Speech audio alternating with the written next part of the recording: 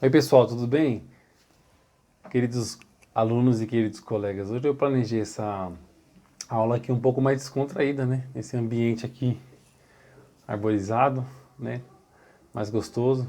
Se tiver um barulho externo, né? Vocês não reparam não, porque é só pra gente descontrair um pouco dos dias atuais. Hoje nós vamos pensar um pouquinho sobre o que é esquerda e o que é direita, né? É, é muito interessante nós pensarmos o seguinte, que esse debate tem sido cansativo nos dias de hoje, né? E muita gente fala assim, vê na internet e fala, né? O que é esquerda, né? O que é direita? Afinal, o que é ser direitista, né? O que é ser esquerdista? Então, às vezes fica um discurso meio longe da gente, né? A gente não entende na prática, né? Então, nós sempre pensamos na alteridade, né? Vamos entender um pouco mais esse assunto de perto, né? Vamos tentar não cometer o anacronismo, né? Analisar pelos tempos de hoje. Vamos tentar esse distanciamento seguro. Então, antecedentes e consequências, né? Pessoal, vamos pensar aqui um pouquinho, ó. Para a gente entender o que é direita e esquerda mesmo, nós vamos ter que ir lá atrás, há muitos anos atrás.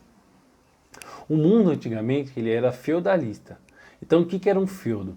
Um feudo era um pequeno reino fechado, né? Então, os reis eles tinham um poder forte dentro daquele reino, mas era limitado aos seus reinos, né? Aos seus muros. E por que o mundo se organizava dessa maneira?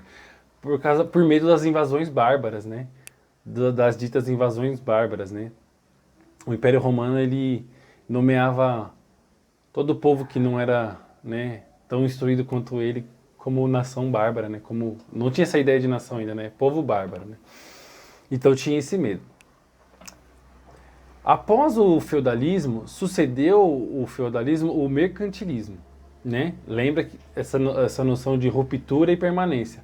Não foi assim, acabou o feudalismo num dia só e no outro dia começou o mercantilismo. Não, né? Tudo demora um pouco para finalizar, né? E um período não sucede o outro assim do dia para a noite. O que era o mercantilismo, né? Mercantilismo e também chamamos de metalismo. Era a prática de acúmulo de bens, né? Parece o capitalismo, né? Acúmulo de bens, só que por meio do Estado, né? Por meio do metalismo, ouro, prata e com forte intervenção do Estado. Interessante. Nisso, surgiram nesses primeiros países mais desenvolvidos, né? Reinos, né? Futuras nações, né, desenvolvidas, os burgos extramurais. O que eram burgos extramurais, né? Burgos tem a ver com essa noção de cidade. Então, eram os comércios, né, que começaram a surgir dos muros para fora das cidades fortificadas, né, das cidades fortificadas, né, das cidadelas. Então, os comerciantes que ficavam ali esperando para fazer comércio. E a cidade começou a se expandir. Nisso, o mercantilismo ele começou a evoluir, né, vagarosamente. Lembra que nada é uma ruptura, uma permanência de uma vez, vagarosamente evoluir para o capitalismo. Então, esses comerciantes, né, dos burgos foram começados a chamar de burgueses. Né? E aí começou a criar o conceito de burguesia que nós conhecemos hoje em dia. Né? Que são suas casas, com as suas famílias nucleares, individuais, cuidando dos seus filhos, né? Com essas relações comerciais no dia a dia, né? Pensamos que tudo isso é uma construção burguesa da modernidade, né? Então isso é interessante. E esses burgueses, eles tinham muito dinheiro, né? Muito capital, eram comerciantes, começaram a angariar esses lucros. Só que eles não tinham prestígio e influência junto aos reis, né? Não faziam parte das cortes dos reis. E os nobres, eles tinham isso, né? E além de tudo isso, né? Esses direitos hereditários, eles tinham isenção de impostos. Isso aqui vai ser muito importante para nós analisarmos, né? E aí, pessoal, nesse ínterim do mercantilismo evoluir para o capitalismo, ir evoluindo para o capitalismo, surgiu o liberalismo extremo, né? Que é uma das formas do capitalismo. O que é o liberalismo extremo? Vamos supor, você era funcionário, né, de uma empresa, de uma indústria, se caísse uma peça no seu pé, né, batesse o dedinho, né, do pé numa peça lá numa máquina e você o quebrasse, você perderia o emprego. Você não teria nenhuma proteção, né, proteção alguma para com os funcionários, né, e a mão de obra trabalhadora. E em contrapartida surgiu uma teoria também do socialismo, né, de Marx e Engels. Então, essa contraposição foi angariando maiores direitos, né, com o passar dos anos, das décadas e dos séculos. Lembramos, pessoal, que o liberalismo extremo, ele era danoso ao trabalhador, mas também para a economia, porque o Estado ele precisaria de regular a balança econômica, né, e também garantir os direitos essenciais. E aí já entram os ideais, né, do liberalismo de John Locke, pensando nesse sentido. Até no futuro, o FMI, né, Fundo Monetário Internacional, ele foi criado para pensar nessas questões do liberalismo extremo, né? Num primeiro momento pode gerar grande lucro, grande renda, mas pode também vir a quebrar a economia, né? Então, nesse meio termo, houve a principal das guerras, se a gente pensar até nos dias de hoje, foi a guerra que gerou todos os precedentes, né, para o futuro, a Guerra dos 7 Anos. Pesquisem a Guerra dos 7 Anos. Essa Guerra dos 7 Anos era uma guerra entre o reino da Prússia e o reino da Saxônia. Só que a Inglaterra e a França, né, que eram os países mais desenvolvidos na época, né, potências, claro que a Inglaterra ainda mais potência, a Inglaterra com sua Revolução Industrial e a França com a sua também futura Revolução Francesa, né, estavam despontando. Né? O que aconteceu? As duas tiveram uma grande guerra com todos os seus reinos e impérios, né, um do lado do outro, né? Mas depois vocês vão pesquisar melhor a Guerra dos 7 Anos. Nisso, a Inglaterra ela saiu como grande vencedora. A Inglaterra ficou muito endividada. Mas a França, principalmente, ficou endividada e perdedora. O que aconteceu? Ambos os países começaram a taxar o seu povo com impostos e principalmente as suas colônias, né?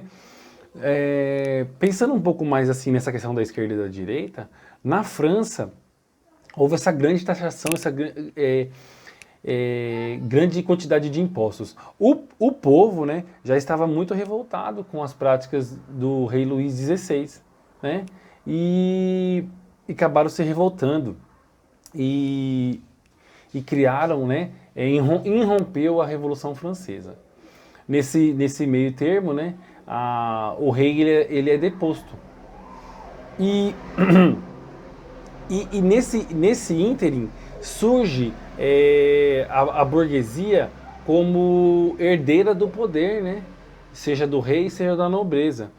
E eles foram construir uma Assembleia Nacional Constituinte, né? Já estava criando essa ideia de Estado-nação, né? A França, né? Como união de vários reinos, né? E nessa Assembleia Nacional Constituinte existia a burguesia e a pequena burguesia. A burguesia nós poderíamos chamar, né, de girondinos. E a pequena burguesia, né, uma burguesia um pouco mais pobre, os jacobinos. E nessa Assembleia Nacional Constituinte, os jacobinos sentavam à esquerda e os girondinos à direita. Olha lá a origem do termo, né, direita e esquerda. E os girondinos, eles não queriam uma ruptura extrema com o rei Luís XVI, né, ou a sua condenação à morte. E já os jacobinos, eles desejavam a sua condenação e uma ruptura completa, né, com esses ideais. Então, em resumo, ambos eram da burguesia, né, um como burguesia, outro como pequena burguesia. Os dois defendiam seus interesses. E claro, os direitistas, né, a direita, os jacobinos, defendendo uma economia mais liberal e menor controle da economia, né, eles também eram chamados, eles eram mais moderados e eles eram também conciliadores, por também tentar conciliar com essa figura da monarquia de Luís XVI. E os esquerdistas, né, os jacobinos, eles eram uma visão mais radical. de ruptura, pensando em angariar mais direitos em um mundo em que só a nobreza tinha direitos e prestígio para com o rei, né? E além de isenção de impostos eles tinham também. Então eles queriam, né, angariar mais direitos. Eles também eram chamados, né, de mais exaltados, de mais radicais, em meio à Assembleia. Nós percebemos, pessoal, que como depois de tudo isso, nós vimos que a Revolução Francesa ela influenciou o mundo todo. E nós vimos que em vários países, vários impérios foram surgindo, né, as extremas direitas, extremas esquerdas. Tanto as duas foram danosas, né, para a história do mundo. E hoje nós vemos países que já conseguiram, como que eu posso dizer assim, pular essa fase desse discurso inflamado de esquerda e direita que tem penalizado o nosso país, né? Essa discussão, né, de coxinha, mortadela, como que é? Gado, e esses apelidos que um coloca no outro, né? Seja direitista, seja esquerdistas. E nós percebemos, pessoal, que esses países que estão conseguindo passar essa fase, eles estão conseguindo implementar na vida cotidiana deles a social-democracia. Então, o que é a social-democracia? É uma filosofia mais de centro, né? E é uma mescla, né? Na economia, eles são liberais, sem ser tão exacerbados, né? Sem aquele liberalismo extremo, para poder gerar riquezas. E na política, eles são, né, sociais-democratas, com aqueles ideais da Revolução Francesa, garantindo aos cidadãos os direitos essenciais: saúde, educação, segurança pública.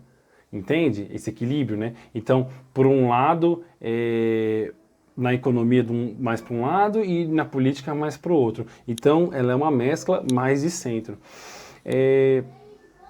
Ou seja, nesses países você paga muito imposto, mas você tem uma grande contrapartida do Estado, entendeu? Então, eles chamam também de bem-estar social, né? Isso é romper esse discurso de esquerda e direita.